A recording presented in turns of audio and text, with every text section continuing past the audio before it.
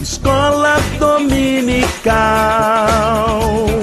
feita pra mim, pra você.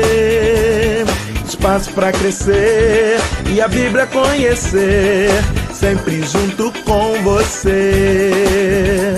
Escola dominical, feita pra mim, pra você. Espaço pra crescer e a Bíblia conhecer, sempre junto com você. Graça e paz a todos que nos acompanham aqui no canal Palavra Viva e Fiel. Passaremos ao estudo da revista da Escola Dominical do Programa de Educação Cristã Continuada, estudando nesse trimestre sobre os livros de Jó, Provérbios, Eclesiastes e Cântico dos Cânticos. Nossa 10ª lição tem como assunto a casa de Deus e os contrastes da vida, em Eclesiastes capítulos 5 a 8. O texto áureo nos fala em Eclesiastes 5:2, não te precipites com a tua boca, nem o teu coração se apresse a pronunciar palavra alguma diante de Deus, porque Deus está nos céus e tu na terra, portanto sejam poucas as tuas palavras. A verdade prática nos fala que como encaramos as palavras, as riquezas e as injustiças da nossa vida, revelam o estágio de nosso relacionamento com Deus. A leitura bíblica com todos está em Eclesiastes capítulo 5, versículos 1 a 20. Antes de prosseguirmos, lembre de deixar o seu like e o seu curtir neste vídeo.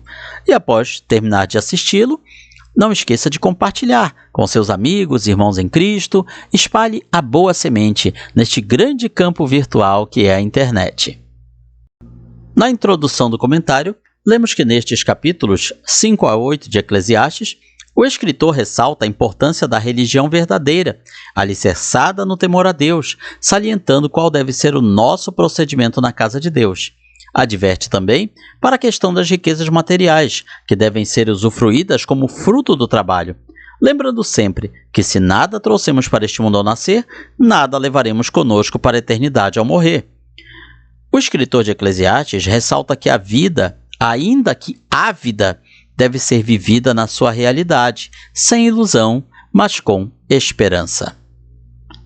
O primeiro tópico nos fala sobre a casa de Deus e o voto. No capítulo 5, Salomão discursa a respeito da adoração a Deus, receitando-a como um remédio contra todas as vaidades da vida. Aquietar o coração e ouvir a palavra para então oferecer sacrifícios agradáveis a Deus e cumprir nossos votos com alegria e inteireza de coração.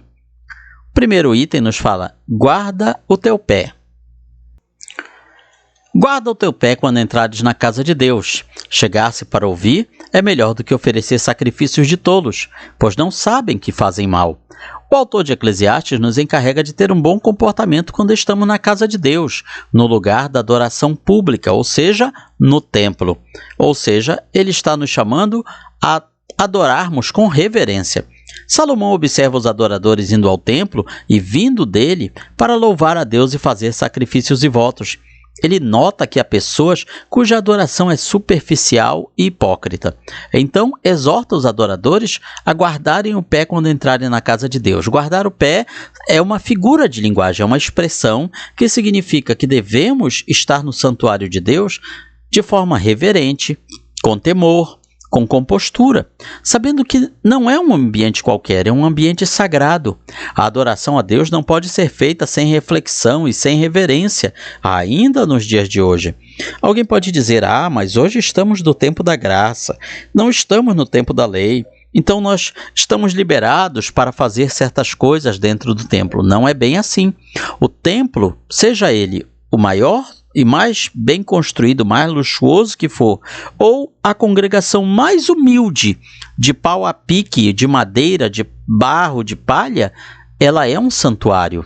Quando se fala em templo, não é apenas um templo ricamente adornado com ouro e prata.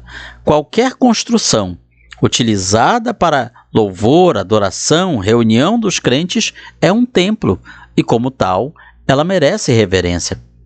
O segundo item nos fala sobre palavras precipitadas. Não te precipites com a tua boca, nem o teu coração se apresse a pronunciar palavra alguma diante de Deus, porque Deus está nos céus e tu na terra, portanto, sejam poucas as tuas palavras. Aqui é sempre lembrar que nós estamos numa posição muito inferior à de Deus, e que nossas palavras não significa que nossas palavras tenham poder, mas nossas palavras podem nos levar a pecar, podem nos levar a atitudes loucas. Os exercícios religiosos não são vãos, não são inúteis, mas se nós não os administrarmos bem, eles se tornarão vaidade para nós. Assim devemos praticá-los com toda a seriedade e cuidado possíveis. Guarda o teu pé, não fiques afastado da casa de Deus, nem vás lentamente adiante como alguém relutante em se aproximar de Deus, mas presta atenção no teu agir, reflete sobre o caminho dos teus pés, para que tu não dês passos em vão. O autor está ensinando a necessidade de ter uma compreensão prática do temor de Deus.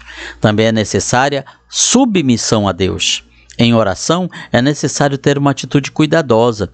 Isso não quer dizer que a oração não deve ser espontânea, ou que uma oração escrita previamente deve ser usada. Ensina que deve haver uma consideração sobre como falamos com Deus. A linguagem empregada deve ser a mais reverente possível. Alguém poderá dizer, mas qual a necessidade disso? Deus não sabe o que vai no nosso coração? Deus já não sabe tudo que nós vamos falar? Então, por que todo esse cuidado? Significa que, ao tomarmos cuidado com nossas palavras diante de Deus, não é que nós estejamos com medo de provocar a ira de Deus. Não é simplesmente isso, mas significa que nós vamos nos transformando, vamos nos modificando para ficar da maneira como Deus quer. Às vezes, expressões e palavras são usadas de maneira irrefletida, precipitadamente, sob a desculpa de que vem do coração. Salomão está dizendo que deve vir do coração que aprendeu a ser humilde, aprendeu a ser reverente na presença de Deus. E Salomão conclui, pelo que sejam poucas as tuas palavras. Isso seria uma repreensão para aqueles que se aproximam de Deus com vãs repetições, repetindo o assim chamado Pai Nosso, sem pensar no que dizem. Se orações longas e sem rumo cansam o povo, como não devem soar aos ouvidos de Deus? Portanto, tomemos cuidado com a maneira como oramos, seja em público, seja em particular. O terceiro item nos fala sobre o compromisso de um voto. Quando a Deus fizeres algum voto, não tardes em cumpri-lo, porque não se agrada de tolos. Cumpre o voto que fazes. Nós pecamos quando assumimos compromissos que não cumprimos. O versículo ilustra o falar precipitado de um tolo. Quando um voto é feito a Deus, ele espera que seja cumprido. Se a pessoa renega o seu voto, ela está pecando. A seriedade de fazer um voto é enfatizada pelo fato de que não há como desfazê-lo. Às vezes, numa dificuldade, uma oração é feita a Deus e a pessoa fala precipitadamente, se compromete com algo além das suas possibilidades, faz uma promessa de que se Deus favorecê-la, então cumprirá determinada coisa, aquilo que prometeu. Quantas vezes essas promessas não deixam de ser cumpridas? Será que se pensa que Deus pode ser subornado? Deus sabe a intenção do nosso coração, Ele sabe se iremos cumprir ou não. Deus requer o cumprimento deste voto. Precisamos ter cuidado ao fazer nossos votos, para que sejamos conscientes em cumpri-los. Manter a palavra dada é essencial diante dos homens, então imagine em relação a Deus. O tópico da lição: a vaidade das riquezas. Salomão mostrou a vaidade de correr atrás de riqueza como um fim em si mesma, o amor ao dinheiro. Quem ama o dinheiro, jamais dele se farta. Quem ama a abundância, nunca se farta da renda. Também isto é rebelde, isso é vaidade, isso é algo passageiro. Um relacionamento certo com Deus verdadeiro é o único modo de dar sentido à vida. Ele adverte que a busca por riquezas, poder, pode levar à exploração dos mais fracos da sociedade. Uma vez que a riqueza nunca proporciona satisfação e contentamento plenos, o acúmulo de bens é vaidade. A pobreza tem seus problemas, mas o amor ao dinheiro não é uma solução apropriada. É muito engraçado quando vemos hoje em dia pessoas famosas, celebridades aí da mídia, falando sobre justamente isso, parecendo que estão questionando o acúmulo de riquezas, mas elas próprias acumulam riquezas. Ou seja, uma tremenda hipocrisia. Criticam quem tem muitas riquezas, mas, ao mesmo tempo, eles próprios são pessoas que vivem acumulando riquezas. O segundo item nos fala sobre a riqueza e bênçãos de Deus. Quanto ao homem, a quem Deus conferiu riqueza e bens, ele deu poder para deles comer, ou seja, desfrutar e receber a sua porção e gozar do seu trabalho, isso é dom de Deus. Ao dizer isso, Salomão está considerando bênçãos materiais como dom de Deus. Assim, para desfrutar da sua riqueza, o homem deve controlar a riqueza e não ser escravizado por ela. Os bens concedidos por Deus ajudarão tal homem a passar pela vida sem ser assolado por grandes tormentos. Ele desfrutará de um estilo de vida agradável porque está contente com o que Deus lhe deu, e a razão é dada, porquanto Deus lhe responde na alegria do seu coração. Isso indica que ele ora a Deus e recebe a resposta. Essa pessoa pediu a direção de Deus sobre a sua riqueza e sobre as várias decisões que precisavam ser tomadas. Essa pessoa reconhece que o que obteve veio através da bondade de Deus. Como resultado, essa pessoa encontra satisfação na abundância, ou seja, o seu coração está alegre pelo que tem, porque sabe que foi Deus quem lhe concedeu e porque Deus que foi bondoso e misericordioso de lhe conceder não apenas as forças para acumular aqueles bens, aquela riqueza, quanto também para saber desfrutar dela. O pregador, no caso o escritor de Eclesiastes, ensina que a vida sábia consiste em desfrutar da provisão divina. Gozar o fruto do seu trabalho é descrito como a sua porção, a sua parte, significando que isso é o que lhe foi concedido por Deus. O terceiro item nos fala sobre riqueza e sua insegurança. Há um mal que vive debaixo do sol e que pesa sobre os homens. A pessoa, o homem, a quem Deus conferiu riquezas, bens e honra, e nada lhe falta de tudo quanto sua alma deseja, mas Deus não lhe concede que disso coma, ou seja, que ele desfrute dos seus bens. Antes, o estranho, o estrangeiro, o come. Também isso é vaidade e grave aflição. O que Salomão está querendo dizer com esse texto? Ele quer nos ensinar que a riqueza pode desaparecer a qualquer momento. Riqueza e honra não garantem alegria ou prazer na vida toda. O homem a quem Deus conferiu todas as benesses da vida tem razão abundante para servir a Deus com alegria e satisfação de coração. Quanto bem Deus fez a ele! Deu a ele riquezas e honra. Riquezas, fazenda e honra são dons de Deus, os dons de sua providência. Eles são dados para muitas pessoas, que infelizmente não fazem bom uso deles. Isso pode responder à pergunta que muitos fazem: por que Deus abençoa o ímpio? Porque o ímpio tem do bom e do melhor muitas vezes e o justo às vezes passa necessidade. Isso também é uma maneira de Deus colocar mais conta na conta do ímpio, porque no fim dos tempos, no dia do juízo, essa pessoa terá que prestar conta de todos os bens que Deus lhe concedeu e que ela não soube fazer bom uso. A providência de Deus é tão liberal que a pessoa tem tanto quanto seu coração pode desejar, mas às vezes ela não deseja a graça para a sua alma, por isso continua insatisfeita, sem paz. A não ser que haja riqueza na alma, os homens, ainda que cheios de riqueza material, nada levam desta vida, vão para o túmulo de mãos vazias. Terceiro tópico da lição: os contrastes da vida. Primeiro item: prosperidade e adversidade. No dia da prosperidade, goza do bem, mas no dia da adversidade, considera em que Deus fez tanto este como aquele, para que o homem nada descubra do que há de vir depois dele. Então, o que Salomão está querendo nos dizer? No dia da prosperidade, no dia bom, aproveite, mas no dia mau, use isso para refletir. Veja que é uma advertência que encontramos não apenas em Eclesiastes, mas em vários outros textos da Bíblia. O apóstolo Paulo, por exemplo, ele fala de se revestir da armadura de Deus para que possamos resistir no dia mau. O que é o dia mau? É o dia da adversidade, o dia em que as coisas não vão bem, que parece que tudo é contra nós, o dia que parece que só temos adversários pela frente. A sabedoria nos dá a perspectiva correta para não desanimarmos quando os tempos são difíceis, para não ficarmos arrogantes quando as coisas estão indo bem. É preciso uma boa dose de espiritualidade para aceitar tanto a prosperidade quanto a adversidade, pois muitas vezes a prosperidade causa mais estragos. Jó lembrou sua esposa dessa verdade: temos recebido o bem de Deus, não receberíamos também o mal? Antes disso, Jó havia declarado: o Senhor o deu e o Senhor o tomou, bendito seja o nome do Senhor. Deus confere equilíbrio à nossa vida. dando-nos bênçãos suficientes para nos manter felizes e fardos suficientes para nos manter humildes. Veja, portanto, que tudo vem na medida certa. Se tivéssemos apenas bênçãos em nossas mãos, tombaríamos para frente, de modo que Deus equilibre essas dádivas com fardos em nossas costas. Isso nos ajuda a mantermos firmes, confiar no Senhor, pois Ele pode transformar fardos em bênçãos. Qual é a sua bênção? Qual é o seu fardo? Por mais experiência que tenhamos na vida cristã, por mais livros que tenhamos lido, ainda assim devemos caminhar pela fé. Só Deus conhece nosso futuro.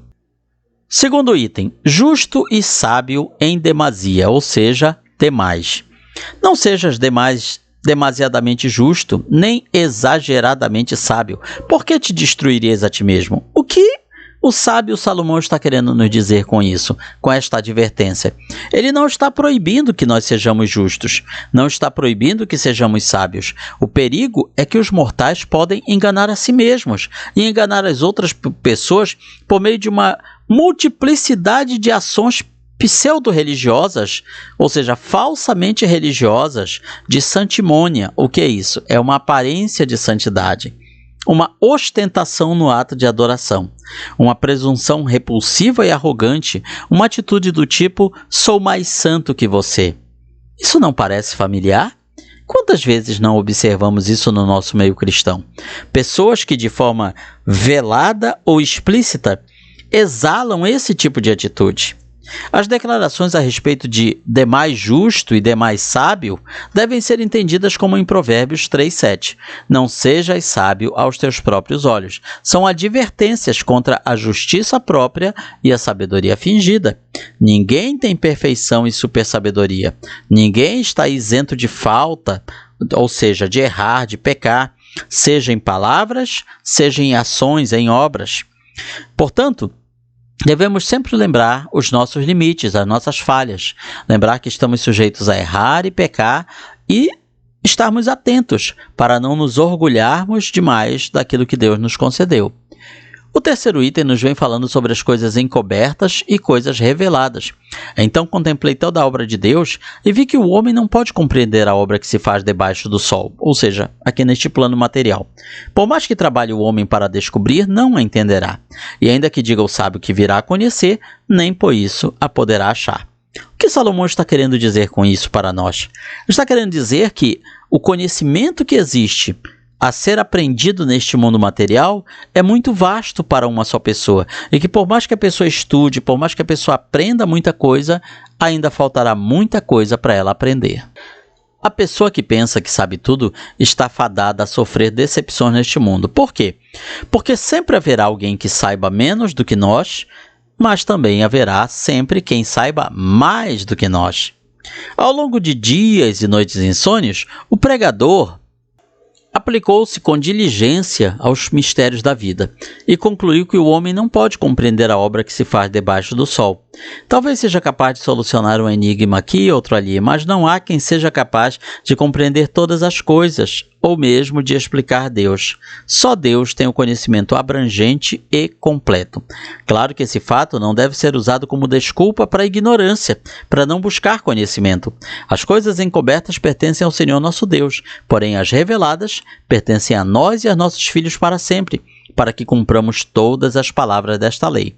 Deus não espera que tenhamos conhecimento do incompreensível, mas espera que aprendamos tudo o que podemos e que obedeçamos aquilo que Ele nos ensina. Sua conclusão ante os contrastes da vida é de que os caminhos de Deus são tão profundos que nem a mais brilhante mente humana pode esquadrinhar os mistérios da vontade de Deus. Assim, não é pela lógica, mas pela fé que o propósito de Deus pode ser entendido e aceito.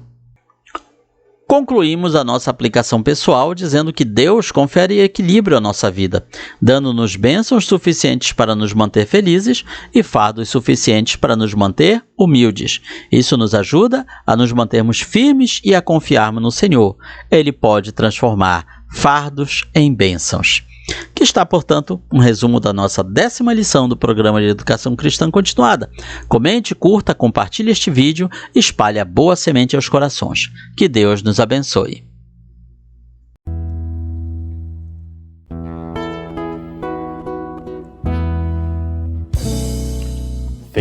Findou-se o tempo de estudo da escola dominical. Boa lição aprendemos do nosso Pai Celestial. Despede-nos, Jesus Cristo, em tua paz e amor, e nos concede para sempre o teu celeste favor. Aos visitantes e amigos agradecemos também. Que a paz de Deus reine em todos e até domingo que vem. E até domingo que vem. E até domingo que vem.